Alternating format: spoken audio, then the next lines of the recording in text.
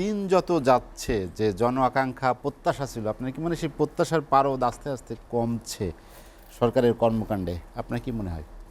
ধন্যবাদ আপনাকে। আজকের এই অনুষ্ঠানে আপনার দর্শকবৃন্দ, কলাকৌশল এবং দুজন বিশিষ্ট আলোচক আছেন, তার সাথে আপনি ধন্যবাদ ও শুভেচ্ছা দিয়ে শুভেচ্ছা করতেছি।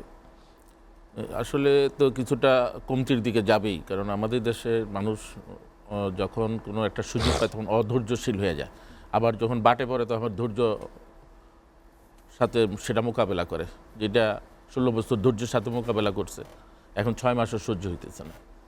তো এখন কথা হইল যে ওনারা আসার পরে সেনাপ্রধান বলছেন যে 18 মাসের মধ্যে নির্বাচন দিবেন। ইউনূস সাহেব বলছে যত দ্রুত পারি আমি দিয়া চলে যাব।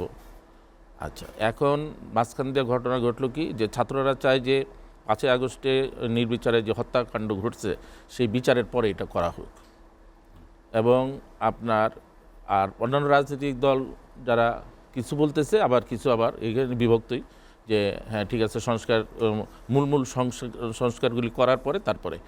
এই যে দেখেন রাস্তা, আপনার পৃথিবীর কোন রাষ্ট্রে আছে এরকম রাস্তা বন্ধ করে আপনার আন্দোলন করা, এবং আন্দোলনের এই যে 16 বছর যে আন্দোলন হয় নাই, আমার তো মনে হয় 6 বছরে সবাই আন্দোলনের এখন সুযোগ হয়ে 6 মাসের মধ্যে যে আমার এইটা চাই, ওইটা চাই, সেটা চাই।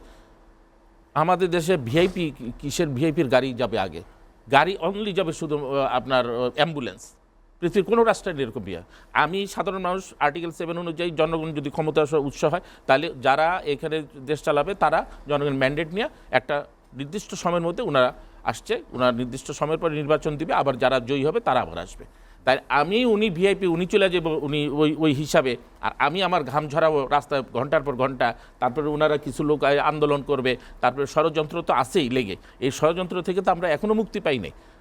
কেন এত ষড়যন্ত্র? প্রতিটা ক্ষেত্রে, প্রতিটা ইয়েতে আমরা চেষ্টা করব যে কিভাবে ষড়যন্ত্র করা যায়, কিভাবে ওভারটেক করা যায়, কিভাবে মানুষের ক্ষতি করে জনগণের, সাধারণ মানুষের ভোগান্তি করা যায়, সেই জিনিসগুলিকে আমরা একবারও চিন্তা করি। আজকে সুষম বন্টন আছে, আপনি প্রতিদিন দামি দামি খাবার খাইতেছেন, আমার হাড্ডি মাংস শুকিয়ে যেতেছে, আমি কঙ্কর টাওয়ারে থাকি, আমি ইলেকট্রিশিয়ানে যে আজকে কী রান্না হয়েছে, স্যার শুধু শাক।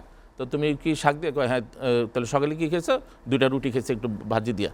তো রাত্রে ওই শাকের একটু রেখে দেবো, ওইটা। তাহলে তার মেরুদণ্ড কোথায় যাবে? প্রোটিন। এগুলিকে একবারও চিন্তা করি। সংস্কার কী সংস্কার করবেন?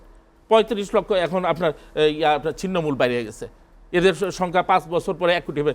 এই যে দৌড়ানি যেটা খাইছেন 5 বছরে, এই 5ই আগস্টে, এই ছিন্নমূলের দৌড়াতি তো শুরু হয়ে যাব আগামী 5 বছর পরে।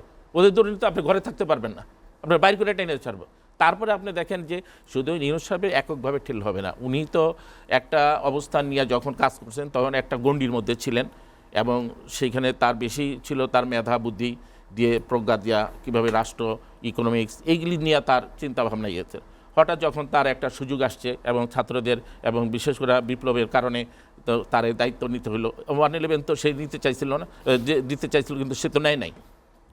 তখনও তো তার যদি ওই রকম তার লোভ থাকতো যে ক্ষমতার প্রতি বা ইয়ে, আমি মনে করি সেটা নাই। এখনও উনি বলছে যে যত দ্রুত পারি আমি দিয়ে দেবো। তবে এই জিনিসগুলি গুছায় আনতে হলে উনার তো সার্বিক সহযোগিতা করতে হবে।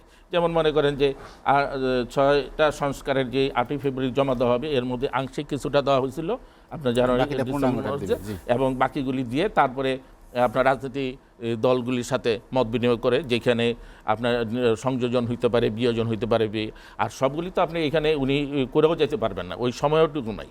এখন মূল জিনিসগুলি যেগুলি আমাদের যে কাঠামোগত দিক, যেগুলি যে একটা রাজনৈতিক দল এসেই যেন সেই চিন্তা না আসে যে উনি যে পরবর্তী 5 বছর থাকার আগেই উনি চিন্তা করে আগামী 5 বছর কীভাবে থাকবো।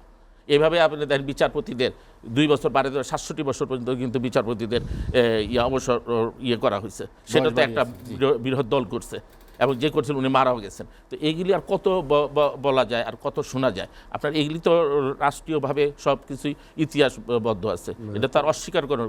কিন্তু কথা হলো যে এই রাষ্ট্রটা সবারই রাষ্ট্র মনে করতে হবে। 18 কোটি লোকের এখন বর্তমান আপনার 30 লক্ষ রক্তের বিনিময়, ভাষার জন্য সব কিছুতে রক্ত দেওয়ার পরে এখনো রক্ত ঝরতেছে।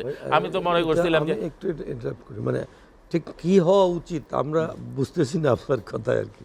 না বুঝতে, আমি তো বললামই যে কি এটা হওয়া উচিত? কি হওয়া উচিত বলতে যে ওনারে যে একটা লোক সময় আনলেন, দিতে হবে, এটা ডক্টর মোহাম্মদ একটা ইউনূসকে যৌক্তিক সময় দিতে হবে। সময় দেওয়া দরকার। এবং উনি তো বলছে যে আমি ডিসেম্বরের মধ্যে বা আপনার ইয়ের মনে মধ্যে। হয় যে কতদিন সময়? হ্যাঁ, সময়- আমার কোনো মত নেই, না, ওনারাই আমরা যেটা বলছে আমরা সেটাই একটু আমি বলতেছি। আলোচনা করি কতদিন।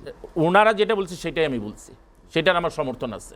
যে একটা জিনিস তো দিচ্ছেন আপনি, একটা ওনারা বলছেন কোনটা? ইউনূস সাহেব বলছে যে ডিসেম্বর অথবা জানুয়ারির মধ্যে উনি নির্বাচন দেবে, সেনাপ্রধান বলছে 18 মাসের মধ্যে। তা 18 মাস হলে আগস্টের থেকে আপনি 18 মাস গণেন, আপনি সমস্যাটা কি? আর এত দ্রুত আপনার সব কিছু দ্রুত গতিতে সব হইতে চান, দ্রুত গতিতে হওয়ার ফলেই তো হজবরল হয়ে যেতেছে সব জায়গায়।